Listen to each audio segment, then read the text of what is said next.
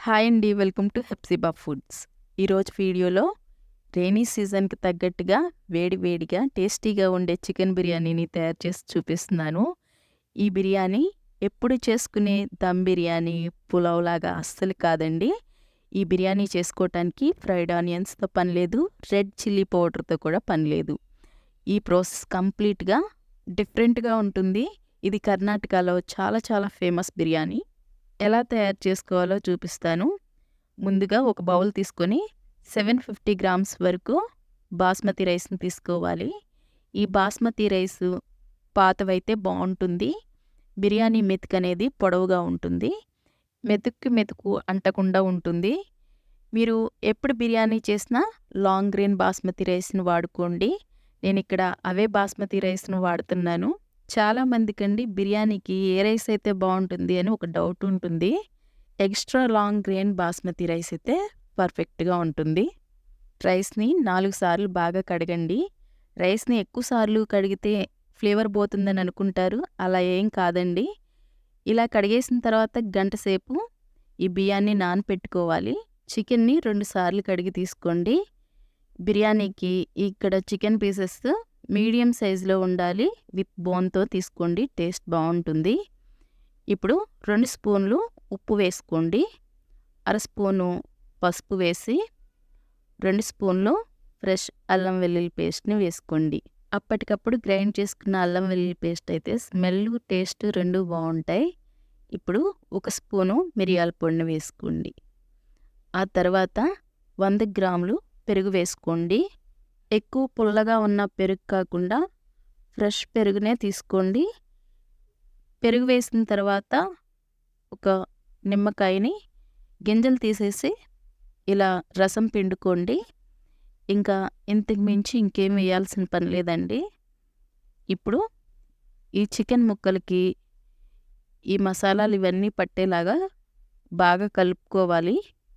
ముందు రోజే కలిపి బిర్యానీ తయారు చేసుకున్నారంటే చాలా బావుంటుంది. ఇలా కలుపుకుని ఒక 2 గంటల పాటు ఫ్రిడ్జ్‌లో పెట్టేసుకోవాలి. మీకు టైం లేకపోతే వెంటనే చేసుకున్నా పర్లేదు. ఇక్కడ నేను పెద్ద సైజు ఉల్లిపాయని గ్రైండ్ చేసుకున్నాను.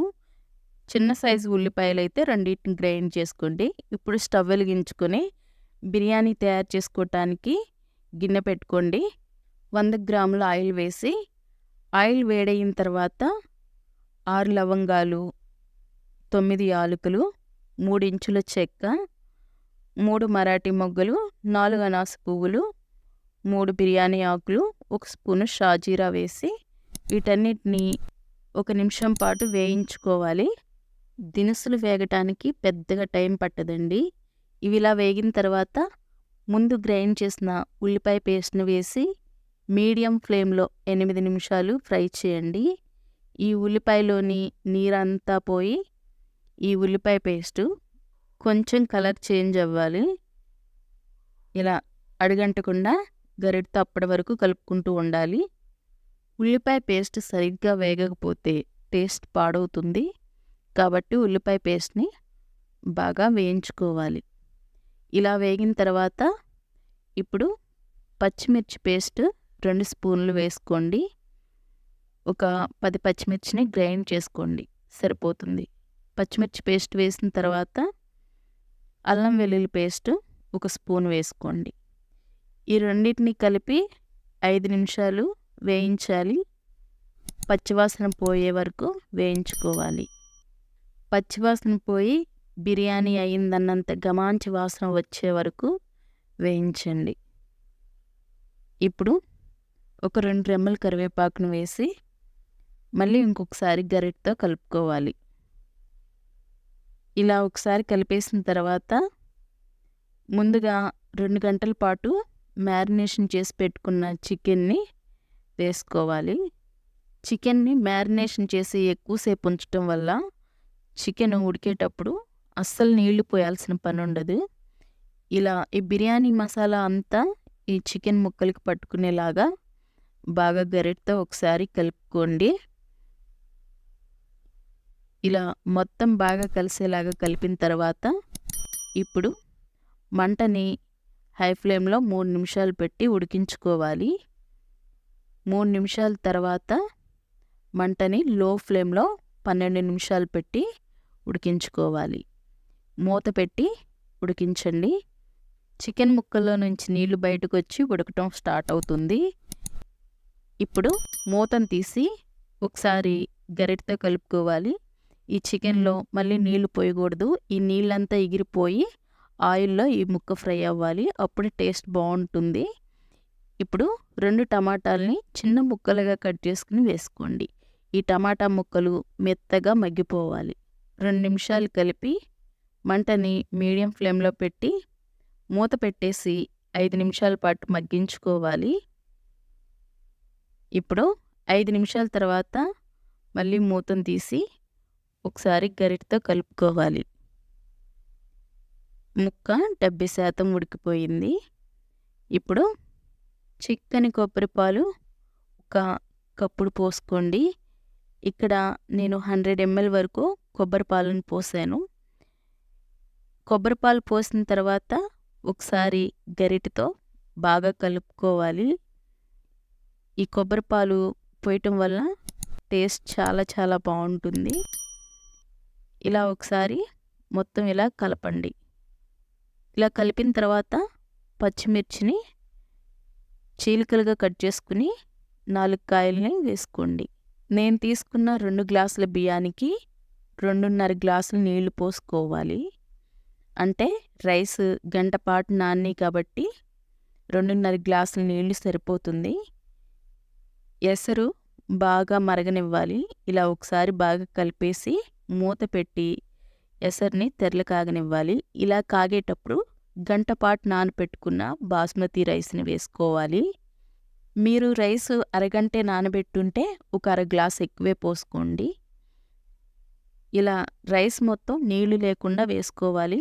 రైస్ వేసిన తర్వాత ఒకసారి గరిటెతో కలుపుకోవాలి. ఉప్పు ఒకసారి చెక్ చేసుకోవాలి.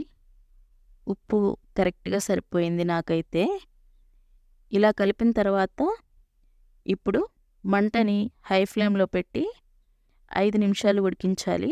5 నిమిషాల తర్వాత 3 స్పూన్లు నెయ్యి వేసుకోండి. హెల్త్కి మంచిదని ఆవు నెయ్యి వేస్తున్నాను. టేస్ట్ బట్టి అయితే గేదె నెయ్యి బాగుంటుంది. మీ ఇష్టాన్ని బట్టి ఏదైనా వేసుకోండి. ఇలా నెయ్యి వేసిన తర్వాత గరిటెతో కలుపుకోవాలి. మెతుకులు విరగకుండా స్లోగా జాగ్రత్తగా ఇలా కలుపుకోవాలి. ఇలా ఒకసారి కలిపిన తర్వాత సగం ఉడికిన బిర్యానీ గిన్నెని తీసి పక్కన పెట్టి ఇప్పుడు స్టవ్ మీద పాత పెనం పెట్టి బిర్యానీ గిన్నెని పెనం పైన పెట్టుకోవాలి. ఇలా పెట్టడం వల్ల అడుగంటకుండా ఉంటుంది. మూతని పెట్టి ఆవిరి బయటకు పోకుండా పిండి ముద్దతో కవర్ చేసుకోండి. లేదు అంటే బరువు పెట్టిన ఆవిరి బయటకు పోదు. 15 నిమిషాల తర్వాత స్టవ్ ఆఫ్ చేసుకొని 5 నిమిషాలు అలా ఉంచి ఆ తర్వాత చూడండి బిర్యానీ ఎంత బాగా పొడి పొడిలాడుతూ వచ్చిందో. ఈ బిర్యానీలోకి ఇంకేం అవసరం లేదండి. ఇలానే వేడి వేడిగా లాగించేయచ్చు. ఈ బిర్యానీని మామూలు బిర్యానీలతో పోలిస్తే అంత స్పైసీగా ఉండదండి. మైల్డ్గా ఉంటుంది. ఈ బిర్యానీని మీరు టేస్ట్ చేయాలనుకుంటున్నారా? ఈ వీడియోని యాజ్ ఇట్ ఈస్గా ఫాలో అయిపోండి. ఈ బిర్యానీ మీకు ఎలా కుదిరిందో కామెంట్ సెక్షన్లో కామెంట్ పెట్టండి. కర్ణాటక నుంచి చూసేవాళ్ళు ఈ వీడియోకి లైక్ కొట్టండి. అలాగే కర్ణాటక నుంచి చూస్తున్నామని కామెంట్ పెట్టండి. బిర్యానీ కొబ్బరిపాలు ఫ్లేవర్తో టేస్ట్ అదిరిపోయింది. ముక్క అయితే చూడండి ఎంత సాఫ్ట్గా ఉడికిపోయిందో. మన ఛానల్ని సబ్స్క్రైబ్ చేసుకోండి.